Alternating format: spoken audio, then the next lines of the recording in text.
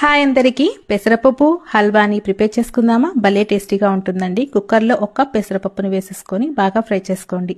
దీంట్లోనే 3 కప్పుల వాటర్ని యాడ్ చేసుకుని ఒక విజిల్ వచ్చే వరకు ఉడికించేసుకోండి. తర్వాత ఈ పప్పు మెత్తగా ఉడికిపోయాక బాగా మెదుపుకోండి. స్టవ్ వెలిగించుకొని వేరొక గిన్నెని పెట్టేసుకోండి. దాంట్లో 2 కప్పుల బెల్లాన్ని వేసుకొని అరకప్పు వాటర్ని వేసుకొని జస్ట్ మనం బెల్లం కరిగిపోతే సరిపోతుందండి. వేరొక బాండీలో అరకప్పు నెయ్యి, జీడిపప్పు పులుకులు వేసుకొని ఫ్రై చేసుకోండి. తర్వాత వీటిని తీసేసుకున్నాక అరకప్పు బొంబాయి రవ్వను వేసుకొని కొద్దిగా ఫ్రై చేసుకొని ఇందాక మెదిపి పెట్టుకున్న పప్పుని అలాగే దీంట్లో అరకప్పు దాకా తురుముకున్న కొబ్బరిని వేసేసుకొని బాగా మిక్స్ చేసేసుకోండి. ఇందాక మనం కరిగించుకున్న బెల్లాన్ని కూడా వేసేసుకొని ఎక్కడ కూడా ఉండలు లేకుండా బాగా దగ్గర పడే వరకు మిక్స్ చేసుకుంటూ ఉండండి. దీంట్లోనే కొద్దిగా యాలకుల పొడి, ఫుడ్ కలర్ని వేసుకోండి. ఇది పూర్తిగా ఆప్షనల్ మాత్రమే. ఫైనల్గా జీడిపప్పు పులుకులు వేసేసుకొని వీటిని మిక్స్ చేసేసుకొని సర్వ్ చేసేసుకోవడమే. చాలా టేస్టీగా ఉంటుందండి. ఒకసారి మీరు కూడా ట్రై చేసి ఎలా వచ్చిందో